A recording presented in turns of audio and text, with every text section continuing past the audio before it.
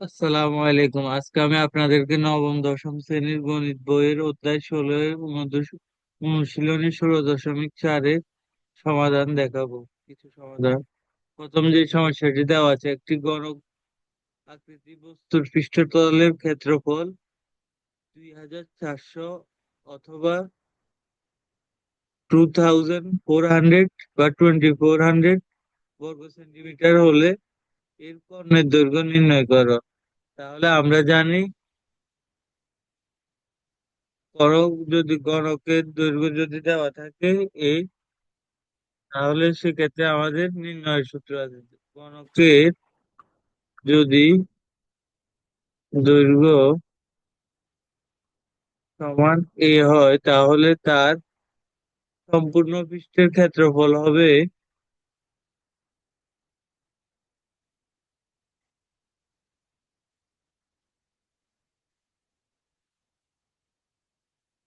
ক্ষেত্রফল সমান আমরা জানি 6a²। এখন 6a² সমান কিভাবে হলো? আমরা যদি প্রথমে দেখি, আমরা আয়তাকার বস্তুর ক্ষেত্রে বা আয়তাকার ঘনবস্তুর ক্ষেত্রে আমরা দেখেছিলাম যে ক্ষেত্রফল হচ্ছে সমগ্র তলের ক্ষেত্রফল। একটা হচ্ছে 2ab plus BC plus CA. এখানে কিন্তু আমাদের ঘনক বস্তুর ক্ষেত্রে এটা এর প্রত্যেকটা বাহু সমান। প্রত্যেকটা বাহু যখন আমার সমান হবে, তখন ঘনাকার ঘনক আকৃতির বস্তুটির আমার এ সমান বি বি হবে, আর বি সমান সি হবে। তাহলে আমার এই ক্ষেত্রে হবে 2 × a × a plus a × a plus a × a, অর্থাৎ আমার এখানে আসবে 2 × 3a² সমান আমার 6a²। এভাবে আমাদের এই ক্ষেত্রফল নির্ণয়ের সূত্রটি এসেছে 6a²। এখন আমাদের এখানে দেওয়া আছে 6a² সমান আমার বা সম্পূর্ণ পৃষ্ঠের ক্ষেত্রফল সমান দেওয়া আছে 2400 বর্গ সেন্টিমিটার। তো সুতরাং আমরা এখান থেকে এ বা গণকের দৈর্ঘ্য বা গণকের দৈর্ঘ্য বা বাহু বের করে নিতে পারি। গণকের দৈর্ঘ্য বা গণকের বাহু,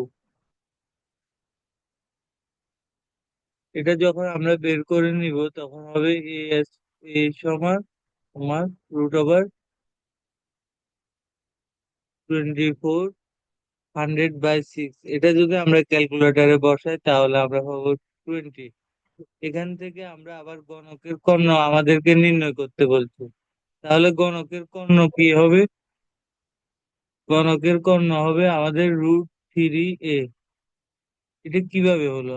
আমরা যখন আয়তাকার বস্তুর ক্ষেত্রে কর্ণ নির্ণয় করেছি, তখন আমরা তিনটা আলাদা আলাদা বাহু বিবেচনা করে করেছি। তাহলে আমাদের ওই ক্ষেত্রে কর্ণ ছিল a² plus b² plus c²। কিন্তু আমরা যখন এর ক্ষেত্রে করব, কি বলে যে গণকের ক্ষেত্রে করব, গণকের প্রত্যেকটা বাহু আমার সমান হবে। প্রত্যেকটা বাহু যখন আমার সমান হবে, তখন আমার গণকের হবে a² plus a² plus a²। তো সুতরাং আবার এখানে আসবে √3a।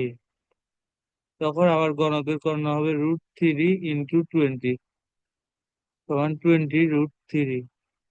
এটি হচ্ছে আমাদের গণকের কর্ণ। বা এই মানটি আমরা যদি ক্যালকুলেটরে বসাই তাহলে পাই 33.641 সেন্টিমিটার। তো সুতরাং আমাদের উত্তর হচ্ছে এটি।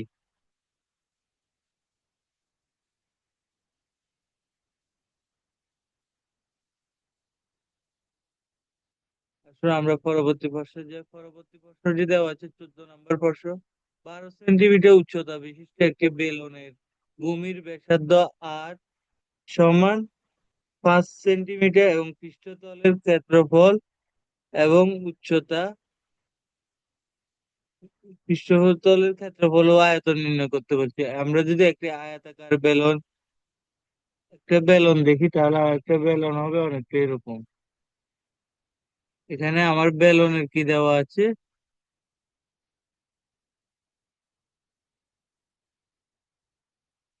বেলনের এইচ, আর এক্ষেত্রে এ পর্যন্ত হবে আমার আর।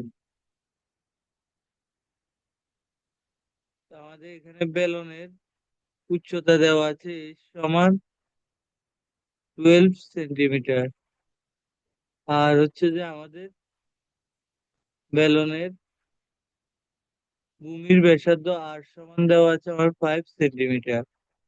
তাহলে আমাদের পৃষ্ঠতলের ক্ষেত্রফল ও আয়তন নির্ণয় করতে বলছে। আমরা বেলনের ক্ষেত্রে জানি একটা প্লেন দুইটা বৃত্ত ও একটা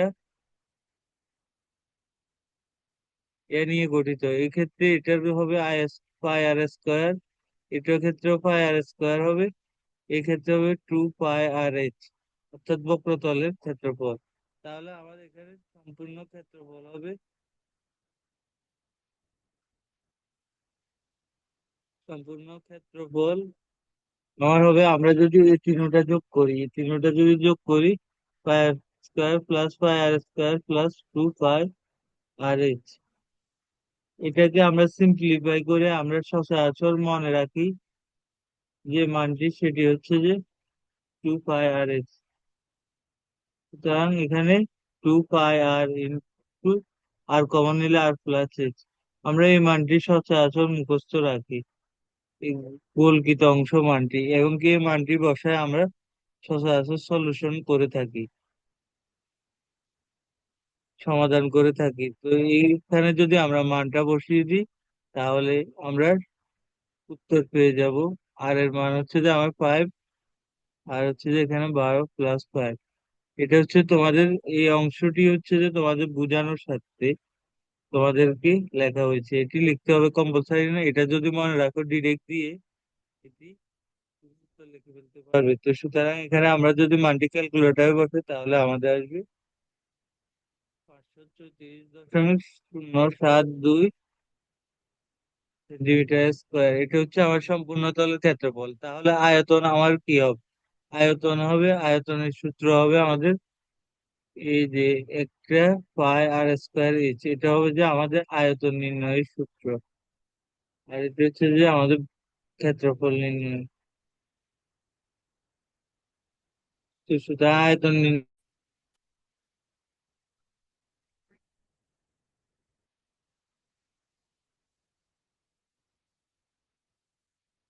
তাহলে আমাদের এখানে আয়তন নির্ণয়ের সূত্র হবে পাই আর স্কোয়ার এইচ।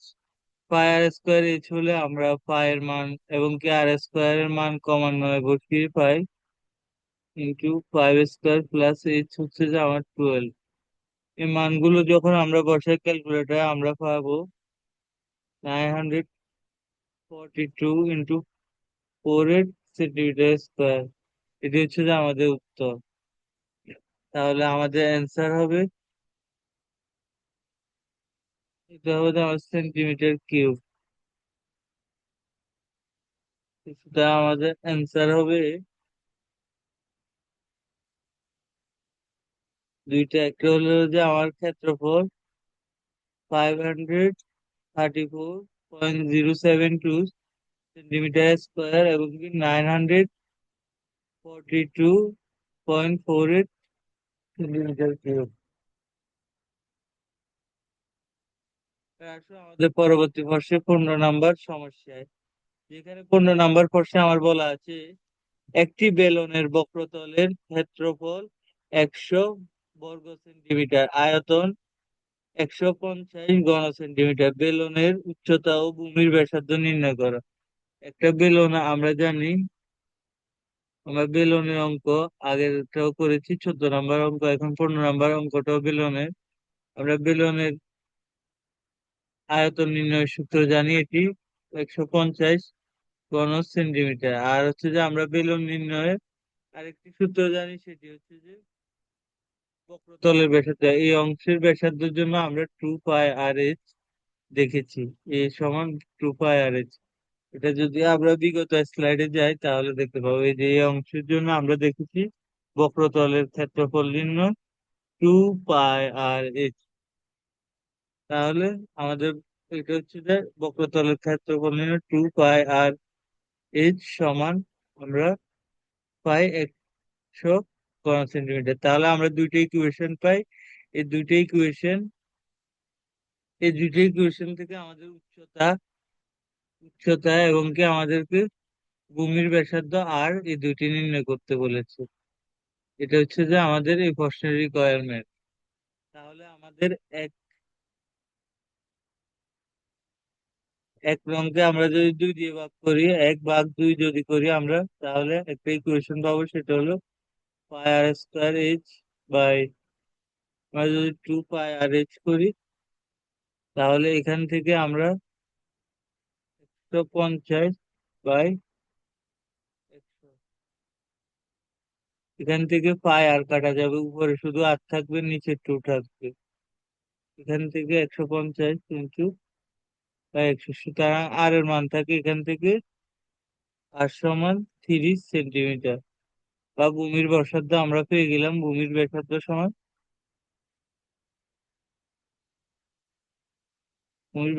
সমান 3 সেন্টিমিটার, আমরা একটা উত্তর পেয়ে গেলাম। আরেকটা হচ্ছে যে আমার ভূমির বেলনের উচ্চতা নির্ণয় করতে হবে। তো বেলনের উচ্চতা নির্ণয় করার জন্য আর এর মান যদি আমরা 1 নং বসাই, তাহলে বেলনের উচ্চতা পেয়ে যাব। আর সমান 3 সেন্টিমিটার, 2 নং বসাইয়ে পাই, 2 নং বসিয়ে পাই 2 নং যদি বসিয়ে পাই, তাহলে আমরা যেটা পাই, 2 নং সমীকরণ হচ্ছে 2 পাই আর এইচ ইকুয়াল, আমার দেওয়া আছে 100। তো এখানে যদি 2 পাই × 3 × এইচ ইকুয়াল 100 দেওয়া থাকে, তো সুতরাং আমরা এখান থেকে এইচটা বার করি, 100/6 পাই। তো সুতরাং এইচ সমান আমার দেওয়া আছে 5.305 সেন্টিমিটার। তো সুতরাং আমার বেলনের উচ্চতা আমরা পেয়ে গেলাম,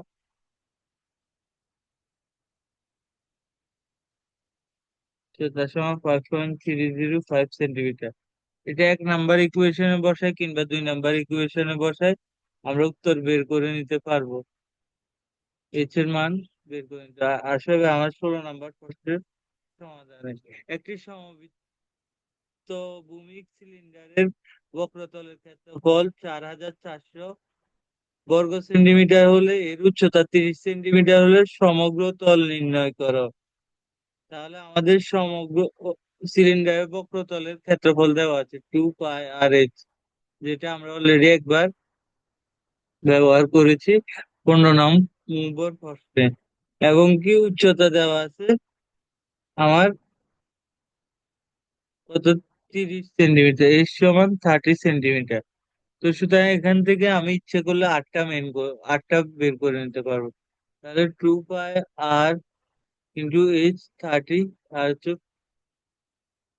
এখানে 400। এখান থেকে আমরা আর এর মানটা বের করে নিতে পারি ইজিলি। এই আর এর মান যখন আমরা বের করে নিব ইজিলি, তখন আমরা ডিরেক্ট সমগ্র তলের ক্ষেত্রফলের সূত্র প্রয়োগ করে এর উত্তর বের করে নিতে পারবো। তো সুতরাং এখানে আমরা এই মানটি ক্যালকুলেটরে বসালে পাই 3 সেন্টিমিটার। আমরা আর পেয়ে গেছি, আর হচ্ছে যে আমাদের দেওয়া আছে, এই দুইটি দিয়ে আমরা সমগ্র তলের ক্ষেত্রফল নির্ণয় করতে পারবো। সমগ্র তলের ক্ষেত্রফল আমরা অলরেডি করেছি নির্ণয়। সমগ্র তলের ক্ষেত্রফল আমরা নির্ণয় করেছিলাম 14 নাম্বার প্রশ্নে, যেটা ছিল 2 পাই আর × r+h। আমি তোমাদেরকে আবার একটু মনে করিয়ে দিচ্ছি।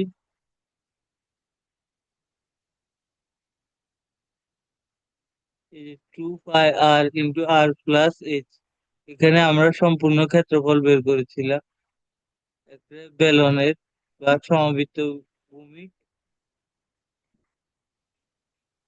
সমবৃত্ত ভূমিক সিলিন্ডারের, কোনটির ক্ষেত্রে একই।